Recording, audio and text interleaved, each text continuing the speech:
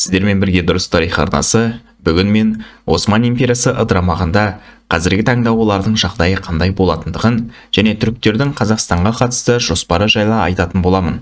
Ежелгі қазақтардың мумиясы және қазақтардың жауларына жасаған қатыгездігі секілді YouTube талаптарына сай келмейтін тарихи ақпараттарды Telegram каналыма салатын боламын. Telegram каналдың сілтемесі видео астында.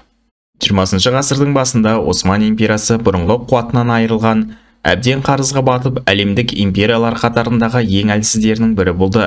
Бірақ стратегиялық маңызды аумақтарға иелік етіп, жер көлемі әлі де болса ауқымды болғандықтан, халқының саны аз болмағандықтан ескерусіз қалатын мемлекеттердің қатарынан болмады. Кавказ бен Шығыс Европадан османдарды ығыстырып келген Ресей, солтүстік Африкаға ықпалын арттырған үстіне арттырып жатқан Британия мен Франция түріктердің әбден құтын қашырды. Осы тұста немістер бас көтеріп, отар жерлері аз болғанына қарамастан, өндіріс заводтарын қатты дамыту арқылы өте қуатты Герман империясын құра білді. Немістер османдарға темір жол салып, әскери реформаға байланысты көптеген қолдау көрсетіп отырды. Дегенмен, османдар немістерге ешқандай да әскери қолдау көрсетуге міндетті емес еді. Бірінші дүниежүзілік соғыс орын алғанда немістер османдарды өз жағына тартуға көп күш салды.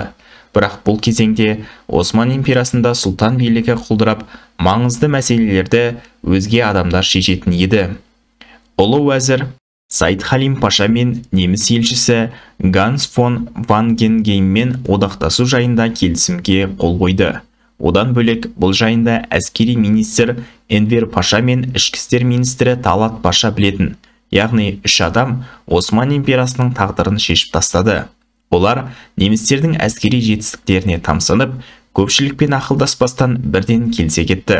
Олардың бұндай ірі соғысқа басын тығуы Осман қолбасшыларының наразылығын тудырды. Себебі тәжірибелі әрі білікті әскери қолбасшылық бұл Осман империясының шаңырағын шайқалтатын ауыр кезеңге аяқ басатын келісім екендігін жақсы білді. Егер түріктер асықпай білім иелерімен ақылдасып, бұндай қателікті жасамағанда, оларды керемет болашақ күтіп тұрар еді. Енді соларға тоқталатын болсақ, біріншіден, шариғат заңдары сақталып, кәпірлер билікке келмейтін еді. Көптеген ғасырлар бойы Осман империясы исламдық мемлекет болып, онда шариғат заңдары жүзеге асты. Бұл мұсылмандар арасында әділеттік пен тыныштық орнауына алып келді. Осман империясы ыдырау нәтижесінде сұлтан билігі құлап, Ататүрік бастаған кәпірлер билікке келді. Олар Түркия аумағында шариғат заңдарын алып тастағаны аз болғандай, азанды түрік тілінде айтқызып, имамдарды жаппай қудалап, Түркияның халқына күшпен өз идеологиясын енгізді. Қарапайым халық ислам дінін ұстануда қиындықтарға тап болып, құқықтары шектелді. Ердоған билікке келгенге дейін исламдық құндылықты қайтаруға тырысқан биліктегі адамдар кемалистер тарапынан өлтіріліп отырды. Олардың қатарында Түркияның бұрынғы президенті Аднан Менделес пен оның жақтастарының дарға асылуын жатқызсақ болады. Кемалистер асыра ұлтшылдық саясат жүргізіп, Түркиядағы көптеген өзге халықтардың шетелдерге қашып кетуіне алып келді. Олардың арасында білікті мамандар да аз болмады. Екіншіден, территориялық тұтастық. Бірінші дүниежүзілік соғыстан соң жеңілген империялар құлады, бірақ жеңімпаз елдердің де жағдайы мәз болмады. Британия 24,1 миллиард доллар шығынға ұшырағанмен қатар, соғысқа дейін әлемдегі ең қуатты инвесторлық елден соғыс біткенде ең ірі қарызға батқан елдердің біріне айналып, қарыз төлеу мемлекет шығынының 40%-ын құрады. Соғыстан 850 мың адамнан айырылу ағылшындарға үлкен қиындықтар туғызды. Орасан зор экономикалық және адами шығындар колонияларды ұстап тұруды қиындатты. Оның үстіне одан халықтарда бас көтере бастады. 1919 жылы ирландиялықтар ұлт-азаттық соғыс ұйымдастырып, бір бөлігі Британиядан ажырап кетті. Әлемдегі ең қуатты мемлекеттердің бірі болған Францияда оңбай таяқ жеді. Соғыстан 1 миллион адамы ажал құшып, 2,8 миллион адамы жарақат алды. Экономикасы да күйреп, 11,2 миллиард доллар шығын көрді. Ресей жеңімпаз болса да, ауыр шығыннан кейін ақпан революциясы орын алып, патшасы тақтан тайып, ақ пен қызылға бөлініп азамат соғысына ұласып кетті. Егер Осман империясы бірінші дүниежүзілік соғысқа араласпағанда, Антантаның шығыны азырақ болар еді, бірақ ешкім өте жойқын әрі ауыр соғыстан соң тағы да түріктермен соғыс іздеп жаңа фронт ашпас еді. Тиісінше, османдар территориялық тұтастығын сақтап қалатын еді. Үшіншіден, бірінші дүниежүзілік соғысқа кірмегені үшін Антантамен өзіне тиімді шарттарға қол жеткізе алар еді. Османдар Германия жағына соғысқа кірмегені үшін ағылшындар мен француздармен келісімге келе отырып, олардың османдардан тартып алған бірқатар жерлерінен кетуіне ықпал ете алар еді. Сондай-ақ, османдар Ресейдің ыдырағандығын пайдаланып, Армения мен Грузия, тіпті солтүстік Кавказдағы бірқатар жерлерді де оп-оңай басып алу мүмкіндігі болды. Нәтижесінде, османдар шекарасын әжептәуір ұлғайтатын еді. Төртіншіден, араб көтерілісі жаншылар еді. Арабтарда 20 ғасырдың басында тәуелсіздік алу идеясы өте жоғары болды. Егер түріктер бірінші дүниежүзілік соғысына кірмегенде, бас көтерген арабтарды әп-сәтте басып тастайтын еді. Бесіншіден, Осман шекарасында қауіп сейілер еді. Бірінші дүниежүзілік соғыс Европа державаларының шаңырағын ортасына түсірді. Сондықтан ешкім соғыстан кейінгі жағдайда түріктерге қатер туындататын жағдайда болмады. Османдарға бұл жағдайда бұрынғыдай шекарасын қорғау үшін әскерлерге бөлінетін шығынды азайтып, ішкі жағдайын түзеп алуға мүмкіндік ашылар еді. Алтыншыдан, екінші дүниежүзілік соғыстан пайда табу. 1911 жылы Италия османдардан Ливияны тартып алған болатын. Бірақ Ливияда османдарды қолдаушылар көп болды. Османдар оларды екінші дүниежүзілік соғысында Италияның жеңілгендігін пайдаланып, Ливия халқының қолдауымен кері қайтара алар еді. Сондай-ақ, Суэц каналы арқылы немістерді Үндістанға қарай өткізбеу шартымен ағылшындарды толықтай таяу шығыстан кетуіне мәжбүрлей алар еді. Жетіншіден, экономикалық жаңғыру. 20 ғасырдың басында көптеген техникалардың, яғни көліктер мен танк және ұшақтардың жаппай қолданысқа енуі үлкен жанармайды қажет етті. Ал бұл Осман империясының аумағында аузы-мұрнына сыймай толып жатты. Егер Осман империясы ыдырамағанда, қазіргі араб елдерінің бірқатарына билік етер еді. Осман империясының құрамында қандай мемлекеттер болғандығын мен Telegram каналымда жазып қалдырған болатынмын. Араб елдері мұнай мен газға толы екендігі баршаға мәлім.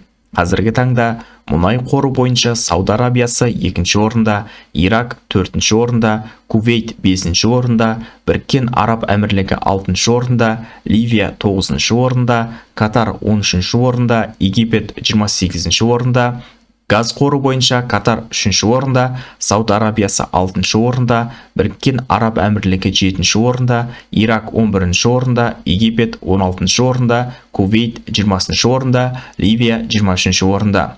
Осының бәрі түріктердің қолында болар еді.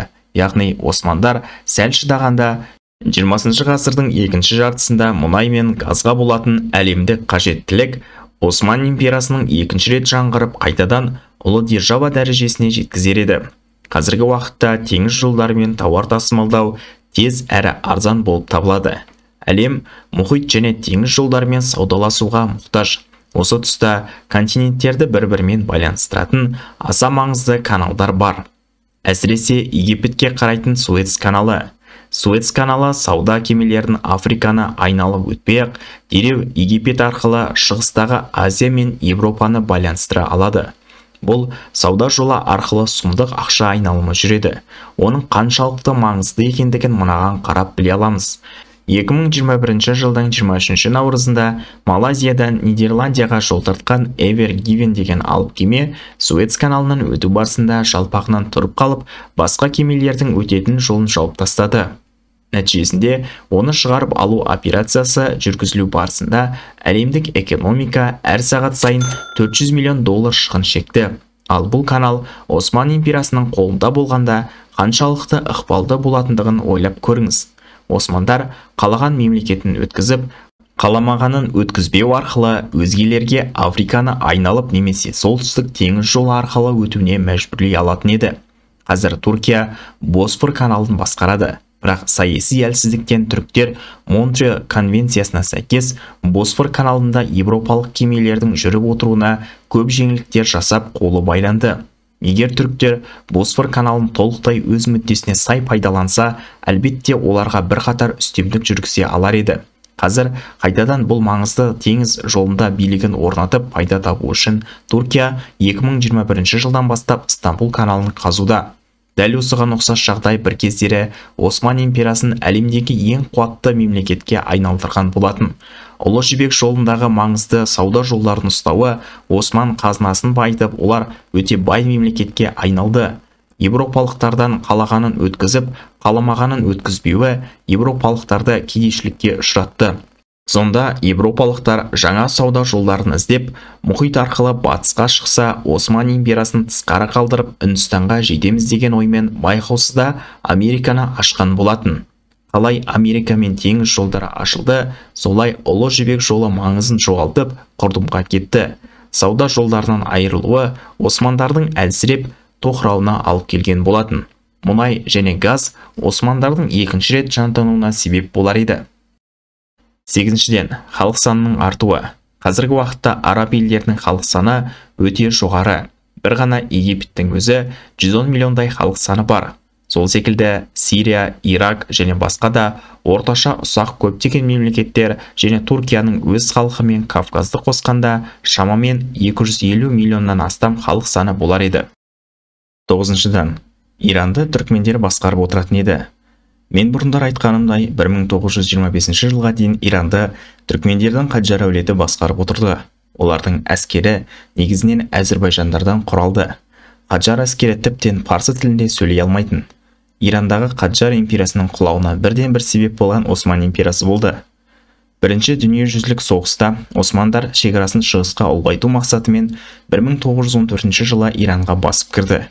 Османдарға қарсы тұра алмаған түркмендер жеңіліп, Иранның ауқымды бөлігін османдар басып алды. 1918 жылы Осман әскері шығарылған соң, ауыр соғыс нәтижесінде түркмендер билігін ұстай алмай, парсылар бас көтеріп, 1925 жылы Иран түркмендерден тәуелсіздік алды. Егер османдар түркмендерге тиіспегенде, әлі күнге дейін Иранды түркмендер басқарып отыруы әбден мүмкін еді. 10-дан, түркі тілі әлемдегі ең көп қолданылатын тілдердің бірі болар еді. Осман империясы ыдырамағанда, қазіргі білім беру мен интеграция салдарынан Осман империясы аумағындағы халықтардың негізгі тілі түрік тілі болар еді. Сондай-ақ, Иран мен Орта Азия халықтары да түркі тілінде сөйлеп, түркі тілін жалпы саны 400 миллиондай адам қолданып, түркі тілі ең көп таралған тілдердің қатарында алғашқы ондыққа енер еді. 11-ден, әскери қуаты. Қазірдің өзінде Түркия әскери қуаты бойынша әлемде 11-ші орында. НАТО-да ақш-тан кейінгі 2-ші орында. Егер Осман империясы сақталғанда, алдында айтқандай халық саны мен экономикалық қуатын ескерсек, Осман империясы әлемдегі ең қуатты мемлекеттердің бірі болар еді. 12-ден, халифат. Осман империясы ыдырамағанда, халифат сақталып қалар еді. Нәтижесінде Осман сұлтандары көптеген мұсылман елдерін ортақ мақсатқа жинай алатындай беделді болар еді. Қазірдің өзінде көптеген мұсылман елдерінің арасында Түркия үлкен беделге ие, және олар Түркияға үмітпен қарайды.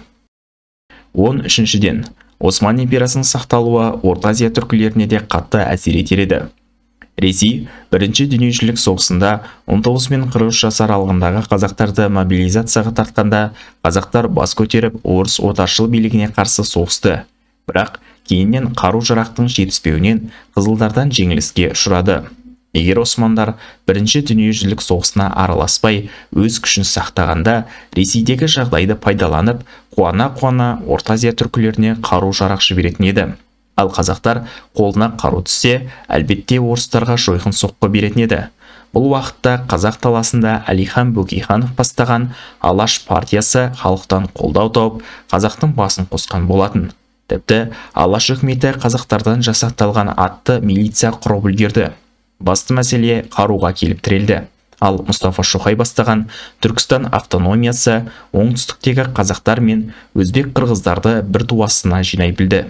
Әлихан мен Мұстафа ортақ сөзге келгенде Орта Азияны соғыссыз біріктіріп, өте қуатты түркі мемлекетін құруға болар еді. Бұл кезеңде қазақтардың саны көп болатын. 1897 жылғы халық санағы кезінде қазақтардың саны өзбек, түркмен, қырғыздарды қоса алғанның өзінде олардан 2 есе асып түсті. Бірінші дүниежүзілік соғыстан кейін Ресей, Польша, Литва, Латвия және Беларусьтың бір бөлігінен айырылған болатын. Кеңес одағы 1919-1921 жылдары болған соғыста поляктардан жеңіліп қалды. Бұл орыстардың құлдырап кеткендігін көрсетеді. Қазақтардың қаруы болғанда бірінші дүниежүзілік соғыс пен революция және азамат соғысынан әбден әлсіреген Кеңес одағының Қазақстанды қайтаруға бағытталған әскерлерін талқандау қиынға соқпас еді. Нәтижесінде біз 70 жылдан аса Кеңес үкіметінің қол астында болмас едік және біздің жерде қуғын-сүргін, қырып-жою мен аштық, ядролық бомбамен атқылау секілді көптеген геноцидтер орын алмай, бүгінде қазақтардың саны шамамен 150 миллионға таяп қалатын еді.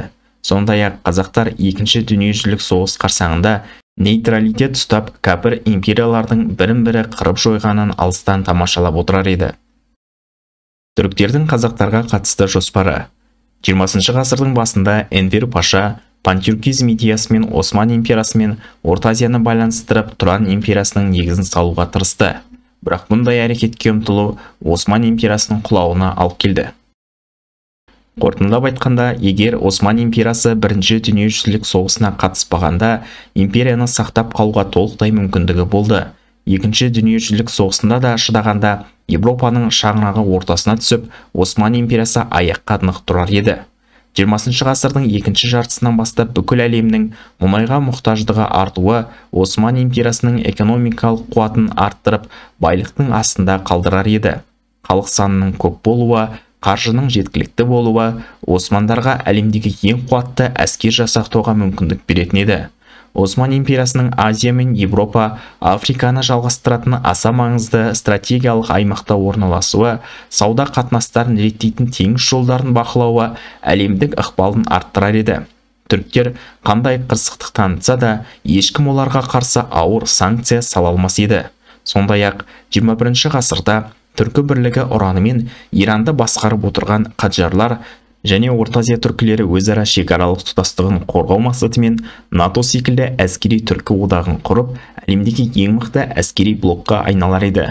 Қазақстанның ураны одақ құрамындағы жетекші екі елге ядролық қаруды құруға толықтай мүмкіндік бере алатын еді. Мен бұрындары Тұран одағы бізге пайдалы емес екендігін айтқан болатынмын. Бірақ Қазақстанның халық саны 150 миллиондай болса, бізге бұдан қауіп болмайды. Османдардың халиф титулын қолында ұстауы, артынша Индонезия, Пәкістан, Бангладеш, Ауғанстан, Малайзия секілді көптеген мұсылман мемлекеттеріне де одақтасып бірлескен әрекет жасауға алып келер еді. Нәтижесінде одақ ауқымы батыста Африканың батысынан бастап шығыста Индонезияға дейін созылған орасан зор аумақты қамтитын еді. Бірақ әрине бәрі Алланың қалауымен, ал адамдарға қателесу тән жағдай.